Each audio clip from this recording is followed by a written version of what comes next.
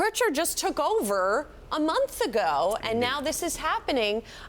What kind of disruption is this going to cause? I mean, if Templeton's stepping back in, maybe that will minimize it? Absolutely. Look, Rich Templeton is a longtime insider of TI. He knows the business inside and out.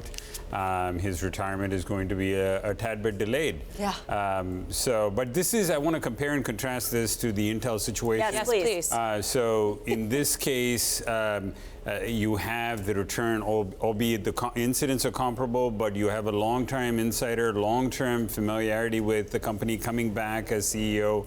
And this is a company that prides itself on consistent execution. Stuff doesn't change at TI quite so fast or quite so often, and they're very strong executors in a very disciplined way. So in a way, Rich Templeton coming back, if anything, changes very little because Brian Crutcher was pending, remember.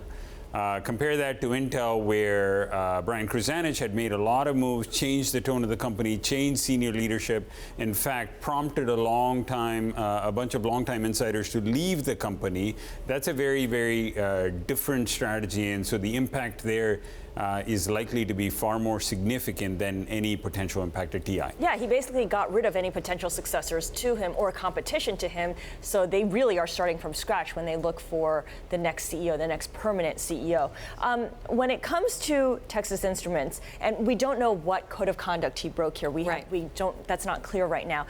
Is there a sea change in the way Silicon Valley views what's acceptable behavior, what's not? Is this part of Me Too? I mean, whether or not this is part of Me Too, has that changed the standards by which executives' behaviors are being measured? If the behavior, I can't comment with respect to what the behavior is. We simply don't know. But my point is that if behavior like this is rampant in the Valley, then boards are certainly more sensitive to it, and to the extent that they're made aware of these changes, they're acting very decisively, which is commendable.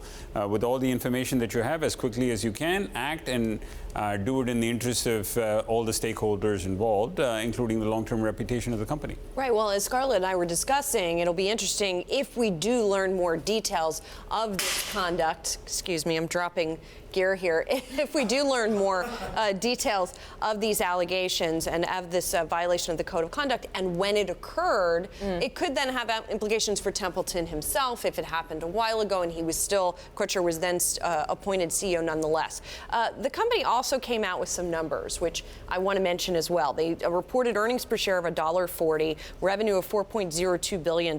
So also trying to reassure investors that they're still performing. They weren't scheduled to come out with earnings until July 24th. Mm-hmm. So what do you make of the numbers? Look, I mean, we have previewed the earnings of the company. This is from an earnings perspective, nothing's going to change here. This is a high-quality executor in the analog space, specifically focused on autos, industrials. Their market share is high. They've been gaining share.